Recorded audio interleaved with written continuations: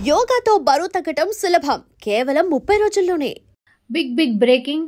ఎందుకంటే Marwadi go back అని ఒకవైపేమో ఒక ఉద్యమం నడుస్తోంది. అట్లాంటిది ఇప్పుడు లేబర్ గో బ్యాక్ అనే ఉద్యమం రాబోతోందా అనేటువంటి పరిస్థితులు ఇక్కడ కనిపిస్తున్నాయి. ఎందుకంటే మీరు చూస్తోంది సూర్యాపేట జిల్లా పాలకవీడు మండలం దక్కన్ సిమెంట్ ఫ్యాక్టరీ దగ్గర ఉన్నటువంటి సిచ్యువేషన్.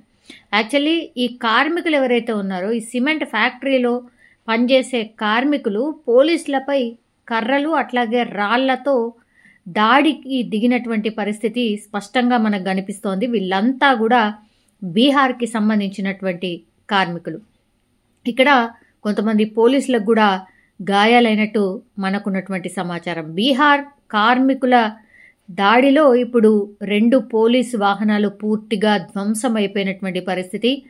దక్కన్ సిమెంట్లో పనిచేస్తున్నటువంటి ఫ్యాక్టరీలో ఎవరైతే ఈ కార్మికులందరూ పనిచేస్తున్నారో వాళ్ళ దాంట్లో ఒక కార్మికుడు నిన్న జరిగినటువంటి ఇన్సిడెంట్ ఇది. నిన్న గాయాల పాలయ్యాడు. మిర్యాలగూడలోని ఒక ఆసుపత్రికి తరలించిండ్రు ఆ కార్మికుడిని. ఆ కార్మికుడు చికిత్స పొందుతూ చనిపోయాడు. దీంతో కోపోద్రిక్తులైనటువంటి కార్మికులు ఎవరైతే ఉన్నారో, నిన్న గాయపడినటువంటి కార్మికుడు ఎవరైతే ఉన్నారో ఆయన చనిపోయాడు అని తెలుసుకున్న తర్వాత ఈరోజు పోలీసులు ఇన్వెస్టిగేషన్ కోసం వచ్చినప్పుడు ఇలా పోలీసులను తరుముతున్నటువంటి సిచ్యువేషన్ని మనం స్పష్టంగా చూస్తూ ఉన్నాం. న్యాయం చెయ్యాలని కంపెనీ ఎదుట కార్మికులు ఆందోళనకు దిగినరు.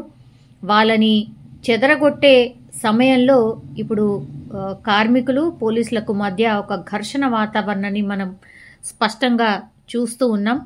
దీంతో ఆ ఆందోళనలు చెదరగొట్టే క్రమంలోనే ఆగ్రహంతో పోలీసులపైకి దాడికి దిగినరు కార్మికులంతా. కార్మికులు చాలా పెద్ద ఎత్తున ఉన్నారు. పెద్ద ఫ్యాక్టరీ ఇది. ఈ కార్మికులంతా ఈ కంపెనీ యాజమాన్యం మీద ఉన్నటువంటి కోపము, కార్మికుడికి న్యాయం జరుగుతుందో లేదో అన్నటువంటి పరిస్థితుల్లో ఆలోచనలో పోలీసులు ఆ టైంలోనే వచ్చి వాళ్ళని చెదరగొట్టే ప్రయత్నం చేయడం, అట్లాగే కేవలం 2 పెట్రోల్ వెహికల్స్ ఏవైతే ఉంటాయో వాటిని తీసుకొని రావడంతో ఒక్కసారిగా కార్మికులు మాకు న్యాయం జరగదేమో అనుకున్నటువంటి భావంలో ఇప్పుడు ఈ కార్మికులంతా కూడా పోలీసుల మీద రాళ్ళు రువ్వినట్టుగా మనకైతే స్పష్టంగా అర్థమవుతుంది. కానీ పోలీసులు వాళ్ళ డ్యూటీ వాళ్ళు చేసేటటువంటి సమయంలో ఇట్లా రాళ్ళు కర్రలతో రువ్వడం ఏంది? అట్లాగే మీరిక్కడ బతకడానికని వచ్చిండ్రు, అట్లాంటిదే ఇక్కడికొచ్చి ఇక్కడ పోలీసుల మీద దాడి చేయడం ఏంటి?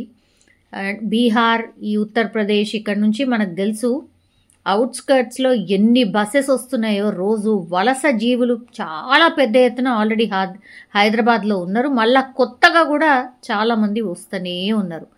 సో ఇదే కారణం కావచ్చు వాళ్ళని పెట్టుకోవడం. వాళ్ళు లేకపోతే నడవదు అనేటువంటి సిచ్యువేషన్కి కంపెనీలు రావడం.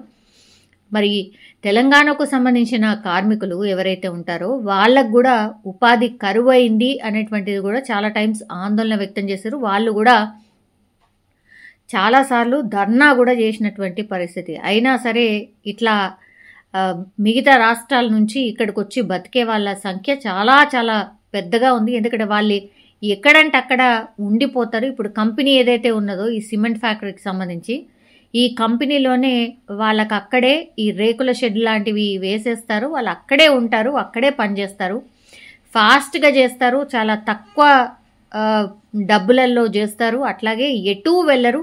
సంవత్సరంలో మహా అయితే ఒక్కసారి వెళ్తే సరి, లేదంటే ఇక్కడే ఉండి పూర్తిగా కష్టపడుతూ వాళ్ళ జీవనాన్ని వాళ్ళ ఫ్యామిలీని పోషించుకుంటారు. అందుకనే చాలా కంపెనీస్ కూడా బయట నుంచి వచ్చే కార్మికులను పెట్టుకుంటున్నారు. కానీ ఈ మధ్యకాలంలో మనకు తెలుసు ఈ దోపిడీలు కావచ్చు, దొంగతనాలు కావచ్చు, హత్యలు కావచ్చు చేస్తున్నటువంటి వాళ్ళ సంఖ్య చాలా పెద్ద ఎత్తున పెరుగుతోంది. అది కూడా బయట స్టేట్స్ నుంచి వచ్చిన వాళ్ళ కేసెస్ చాలా ఎక్కువగా నమోదవుతున్నాయి. సో ఇప్పుడు ఈ ఇన్సిడెంట్ ద్వారా మరో అతిపెద్ద ప్రశ్న ఇప్పుడు ఏమొస్తోంది అంటే, ఉపాధి పొందే దగ్గర ఇప్పుడు ఈ కార్మికుల సంఖ్య ఎక్కువ అవ్వడమే కాదు, ఇప్పుడు వాళ్ళు వచ్చి ఇక్కడున్నటువంటి పోలీసుల మీదనే లా అండ్ ఆర్డర్నే సవాల్ విసురుతున్నారా అనేటువంటిది పెద్ద ఎత్తున చర్చ అయితే నడుస్తోంది. సో అదర్ స్టేట్స్కి సంబంధించిన లేబర్ ఎవరైతే వచ్చిరో వాళ్ళందరూ కూడా గో బ్యాక్, అంటే మీ స్వస్థలాలకు మీరు వెళ్ళిపోండి అనేటువంటి మూమెంట్ ఏమైనా రాబోతోందా అనేటువంటి చర్చ పెద్ద ఎత్తున ఇప్పుడైతే నడుస్తోంది. వీళ్ళందరి మీద ఎవరైతే పోలీసుల మీద రాళ్ళు ఎవరైతే రువ్విరో వాళ్ళందరి మీద ఐడెంటిఫై చేస్తూ కేసులు అయితే ఫైల్ చేశారు. అట్లాగే కంపెనీకి సంబంధించిన యాజమాన్యానికి కూడా వాళ్ళు అసలు ఈ ఇన్సిడెంట్లో ఏం జరిగింది, ఈ కార్మికులు ఇంత కోపోద్రిక్తంగా ఎందుకున్నారు, అసలు ఏం జరిగింది ఈ ఇన్సిడెంట్కి సంబంధించి పూర్తి ఇన్ఫర్మేషన్ తీసుకోవడమే కాకుండా ఈ కార్మికులు ఎవరైతే రాళ్ళు రువ్వారో వాళ్ళ మీద కూడా కేసులు ఫైల్ చేసే అవకాశం అయితే కనిపిస్తోంది.